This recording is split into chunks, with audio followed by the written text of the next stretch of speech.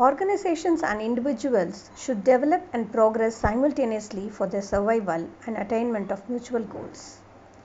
So every modern management has to develop the organization through human resource development, and one of the human resource development intervention is the training and development process. Today's episode is going to focus on employee training, the difference between training and development, and elaborate on the training process. Employee training is the important subsystem of human resource development.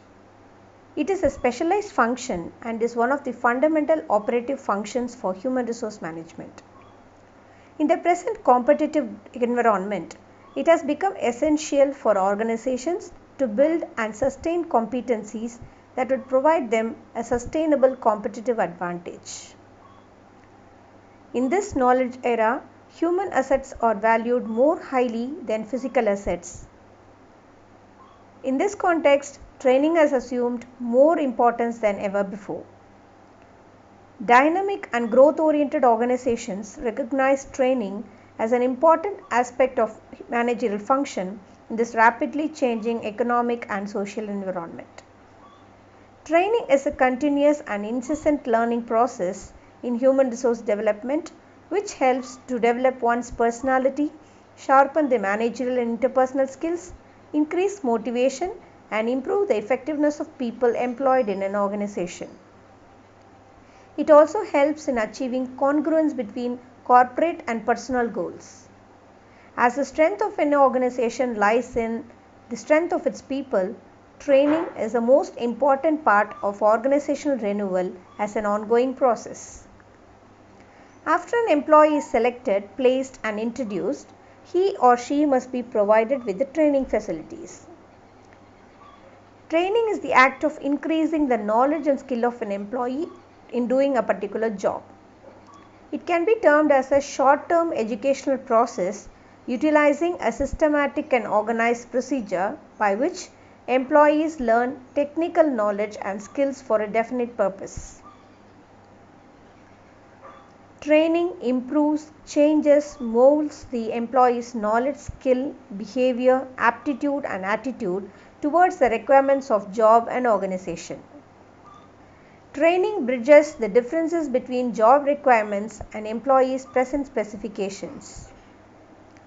According to B. Flippo, the act of increasing the skills of an employee for doing a particular job is termed as training. Employee training is distinct from management development, executive development, and organizational development. While training provides skills and knowledge to employees in the areas of operations, technical and job areas, management development refers to developing an employee in the areas of skills and knowledge of management, administration, organization, and organization development provides behavioral skills and knowledge to employees. The important task of management after selecting the employees is to give them proper training. It is usually undertaken for a new recruit as well as for an existing employee. Employees at all levels, managerial, technical, and operative, will require some training at some point of time in their career. Every concern has to arrange some kind of training for preparing workers for jobs and also keep them acquainted with the latest technological advancements. From a system point of view, training has the following elements: inputs, processes, outputs, and feedback controls. For setting up an effective system, one should start by determining the objectives of the system, that is, what the system seeks to accomplish. Then, the inputs are to be identified and outputs are to be specified. In the light of the relationship between inputs and outputs, the different processes have to be worked out. A suitable feedback must be obtained at the various stages so as to ensure appropriate corrective steps at the necessary stages. What is a training input? It means the trainees with other resources such as physical facilities, reading material, resource persons, etc. The design and conduct of the course constitutes the processes and the trained employee is the output. The evaluation of the training course is the feedback on the basis of which improvements are made in the subsequent courses organized. A significant and meaningful approach for a proper understanding of the training effort as a system concept consists not in regarding the conduct of the training program as the sole process involved, but in viewing the training program as a link in the chain of professional development of employees. A system's concept of training would include the environment and the organization in which the employees work, including the identification of his training needs, salient aspects such as determination of training objectives, designing the training program, its implementation, and evaluation of not only the training but also the improvement in organizational effectiveness and achievement of organization goals resulting from the contribution of the trained employees. Thus, training effort becomes a total system of which the subsystems are the different aspects outlined above. The principal subsystems of a system concept of training are identification of training needs, formulation of training objectives, designing of training program, implementation of training program, and evaluation of training. The evaluation phase is considered to have a bearing on the design and implementation of subsequent training programs, but the importance of other phases and the interdependence between each of them is not seriously considered. The final objective of all training effort is to improve organizational effectiveness. An analysis of organizational working and environment of the organization coupled with an assessment of reasons for individual and organizational effectiveness is the starting point of any significant effort in the training process. Unless the training needs and objectives are clear, no purposeful evaluation is possible. Evaluation is done only in the terms of predetermined objectives. The evaluation is also to be conducted to examine how far the training imparted to the employees has resulted in their better performance, leading to overall organizational improvement and effectiveness. The evaluation of the training program on the job performance on individuals provides the necessary feedback, and this forms a basis for the forthcoming training programs. Employee training objectives can be listed as follows. It ensures an adequate supply of properly trained employees at all levels of industry. It improves the performance of each employee to the highest attainable level and develop the potential to take up higher job responsibilities in the future. It helps in attaining precision and clarity in business transactions.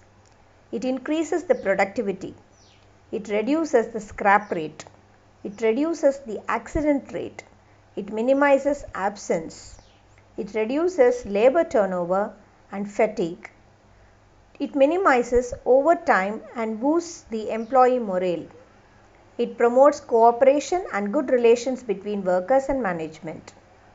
It reduces the cost of product through economic and more efficient use of company's resources. It provides knowledge and appreciation of techniques necessary to enable a trainee to do his job. It inculcates a broad understanding of relevant science and technology so that the trainees adjust to the changes in the nature of work. Let us have a look into the components of the training system. The first subsystem being employee training needs identification.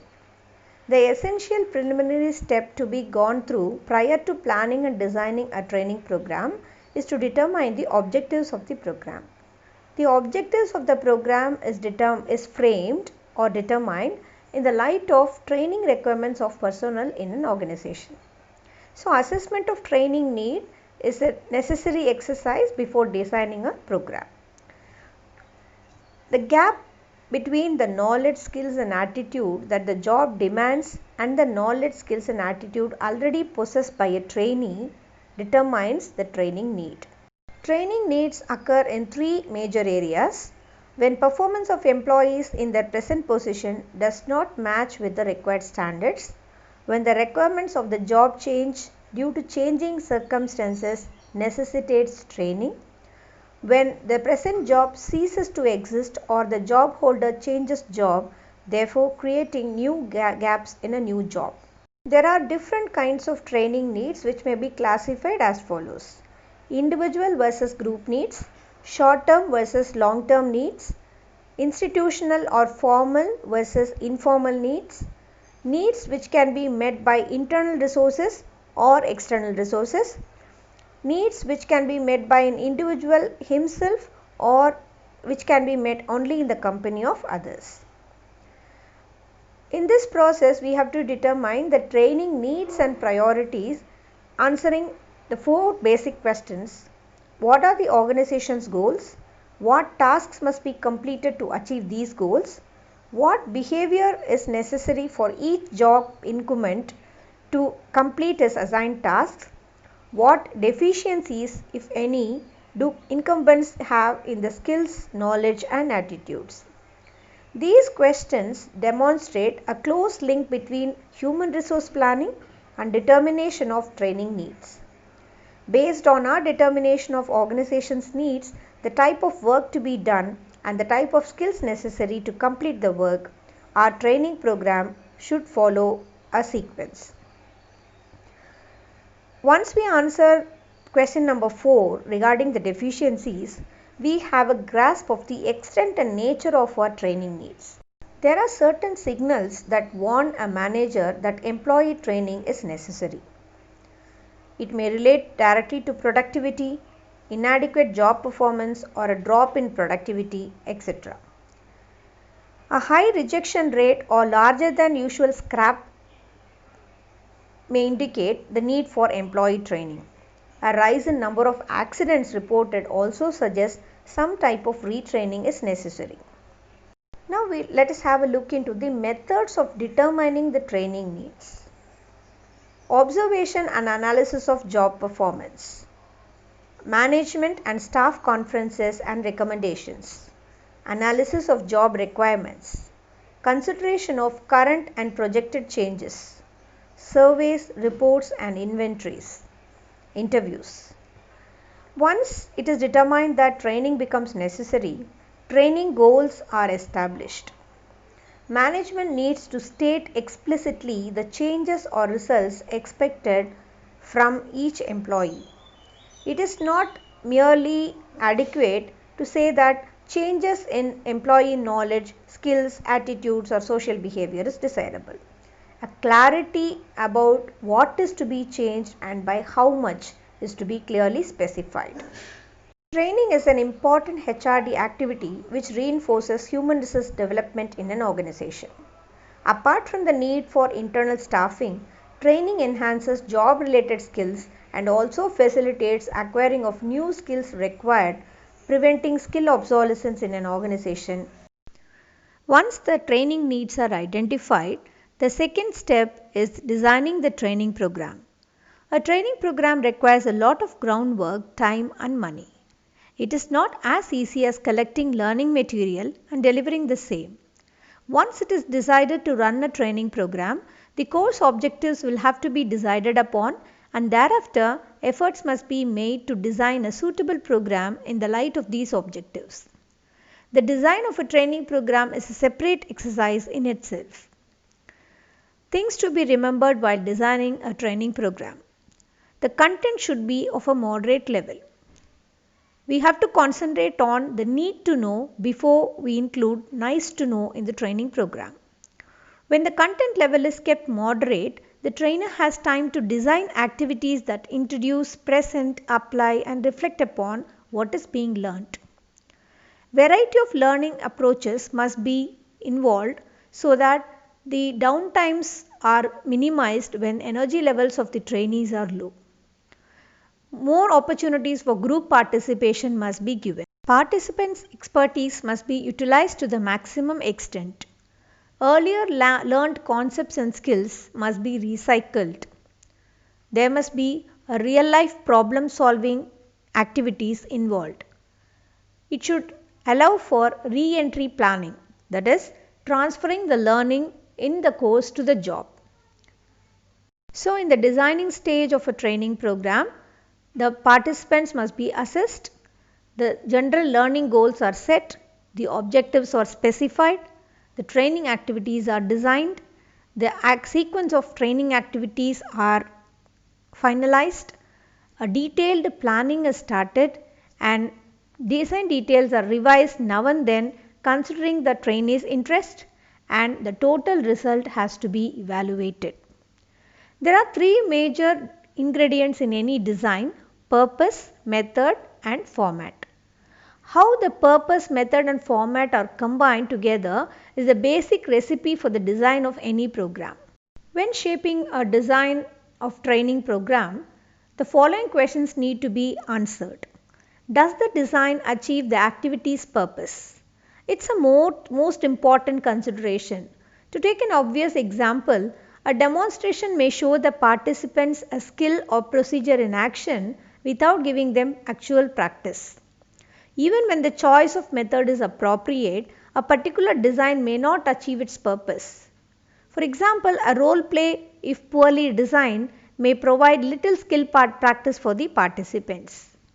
What knowledge or skill level does a design require of participants? Next question to be answered is, what knowledge or skill level does the design require of participants?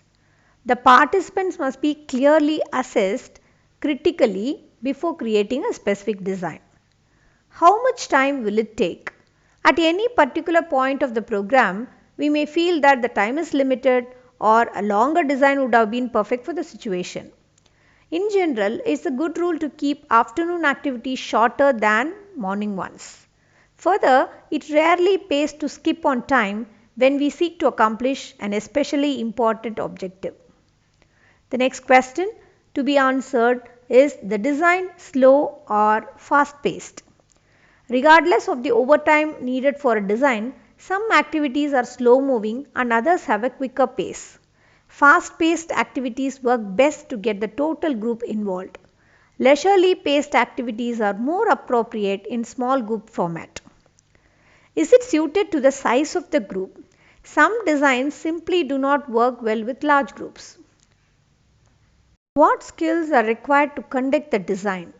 It is important to assess how much expertise or facilitation skill a design demands. It is not always possible to answer all these questions in advance. Experience is the best teacher when it comes to designing. A good approach is to change the design of one part of the module every time we teach in order that we expand our repertoire. When the purpose, method, and format for a single design has been chosen, several details remain to be answered. The time allocation. How many minutes will the design take? What will you say or do to get participants involved? The key points or instructions or major ideas in the presentation and what the trainer wants the participants to exactly do. The materials required for the training process. The setting or the physical environment which will facilitate the training process to be handled smoothly, and a smooth ending or conclusion for the training. Once these decisions have been made, a design is complete to the extent of 90%. The next step is the important aspect, the implementation of a training program or conduct of a training program. The delivery phase of a training program is a period of continual adjusting, refining, and redesigning. Ensuring the successful delivery of a training program is a process that actually begins even before the participants arrive. Preparation is one of the important ingredients for success. On the part of the trainer, for conducting the design training program, he has to be prepared mentally. Preparation of materials and activities for a training may be done well in advance so that the trainer is able to familiarize with the participants, be comfortable with the course content, flexible with the lesson plans and designs, vary the location and environment, and watch others train the same program so that he is comfortable while on the training stage. The arrangement of physical environment and the training facility makes the first impression on the participants. A simple way to ease the tense moments when the participants get introduced to the trainer is to make sure that every participant is being greeted by the trainer at least 15 minutes prior to the start of the program. Informal conversations act as icebreakers and is also valuable for establishing rapport. Acquiring the best from the first 30 minutes of training sets the tone for entire program. So, we can make a positive first impression on the trainee group by starting the class promptly at the scheduled time, or as we call it as punctuality, competence, compatibility, trust and respect. Reviewing of agenda is a very important aspect. No discussion at the beginning of the training program would be complete without a reference to reviewing the program objectives. The trainer should keep the trainees informed about how the program will be run and what they are needed to do for the program to be successful. A content outline, description of the kinds of training activities designed by the trainer, the schedule, request the trainer will make to the trainees, then the housekeeping information, the eating arrangements or lunch or any refreshments and all that, inviting feedbacks to the agenda, setting up group norms and controlling timing and pacing, handling problematic situations and organizing the presentation. All these actually are helpful in the smooth conduct of the training program. The last and final step is the evaluation of the training program. Critical to any training activity is proper effectiveness evaluation. Evaluation of training is the process of putting a value on the benefits stemming from the training process in practical, social or financial terms. It's a process of seeking feedback from the learners and others during and after the training program about the various aspects of the training program. To avoid uncontrolled expansion or investment in training costs, the management must insist on a thorough cost-benefit evaluation to ensure that training cost generates meaningful returns. Hamlin defines evaluation of training as any attempt to obtain feedback on the effects of a training program and to assess the value of the training in the light of that information. Evaluation of the training process is a difficult task and different circumstances require different methods of evaluation according to the objectives aimed at. Why there is a need for evaluation of a training program? McGee and Thayer gave several reasons for the necessity for evaluating a training program. The first reason they sought out is it enables the effectiveness of an investment in training to be appraised. It reassures management about the effectiveness of a particular method of instruction, the relations between training costs and improved productivity, and the general efficiency and effectiveness of a course. It leads to considerable future savings in time and cost. Evaluation helps management to answer the following questions. What changes, if any, should be made in the existing programs to realign them according to the organization's needs? Is the choice of areas of training correct in the context of its contribution to the organization's effectiveness?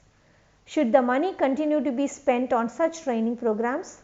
What are the strengths and weaknesses of the training program, etc. are answered. The outcomes of the evaluation can be used as a base for the improvement of programs. An evaluation of a training method must also take into account the suitability of objectives. Evaluation has its own problems. Tracy describes some of the pitfalls of evaluation as poor planning, lack of objectivity, evaluation errors, errors of standard, errors of logic, halo effect, improper interpretation of data and inappropriate use of results. So, how can one design an efficient or effective evaluation activity? Any evaluation activity requires some same careful design as a training program it assesses. Attention must be paid to 4 central decisions. The focus. What elements are being evaluated? Data can be gathered concerning the program content and design, trainers' competence, participants' knowledge, skills and attitudes, training facilities and organizational results. Number 2, tools. What means are used to collect evaluative data? The tools can be questionnaire, observation, tests, reports, interviews, etc. When is the data collected? So, the timing of the evaluation. The data for the evaluation may be collected during pre-training, during the training, end of training or the follow-up period. The evaluation methods that are available are reaction of participants or managers. Several senior managers in the field and a group of workers who have recently completed a training program can be asked for their opinions. If the comments are generally positive, the program gets a favorable evaluation and the organization continues it until someone in a position of authority decides, for whatever reason, that it should be eliminated or replaced. Here, the opinions and judgments dominate the evaluation process. Test or retest method. In this technique, participants are given a test before they begin the program. After the instruction is complete, they take a retest. If the program has been effective, test scores should improve. Pre-post performance methods. In this method, each participant is evaluated prior to training and rated on actual job performance. After instruction is completed, the participant is re-evaluated. This method deals directly with job behavior. Experimental control method. The most sophisticated evaluative approach is the experimental control method. This approach attempts to correct for factors other than the instruction program that influence job performance. There are a few more approaches for evaluation. Program content, which should include asking the participants to recall the information and ideas that have been covered, encouraging participants to reminisce about what they have been through together. Participants may be asked to rehearse one more time the skills they have learned. Participants may be called upon to reconsider their opinions about the training topic. The next approach to evaluation is obtaining final questions and concern. When a program is about to conclude, participants are often reluctant to raise final questions or concerns because they do not want to appear to be delaying the program's end. So, they must be encouraged to ask questions in between the sessions after each session of the training is over. Promoting self-assessment. If the program has been meaningful to the trainees or participants, they have undergone some degree of affective behavior and cognitive change. A fitting way to end a program must be to engage the participants in activities that allow them to evaluate their progress. Focusing on back on the job or back home application. So, there are many ways to help facilitate these final sentiments. The participants may be assembled for a group photograph. They may be asked to develop an artistic product, create a closing circle and end with a touch of humor. The principles of evaluation are: there must be clarity about the goals and purposes of evaluation. There must be continuity in the evaluation. Evaluation must be specific. It must provide the means and focus for trainers to be able to appraise themselves, their practices and their products. Evaluation must be based on objective methods and standards. Realistic target dates must be set for each phase of the evaluation process. A sense of urgency must be developed, but deadlines that are unreasonably high will result in poor evaluation. So, these are the aspects that are to be remembered, or the principles, guiding principles, which help us in designing a proper evaluation strategy for the training program. So, that's all for today, folks. So, we'll meet again with yet another interesting topic in the next episode. Thank you.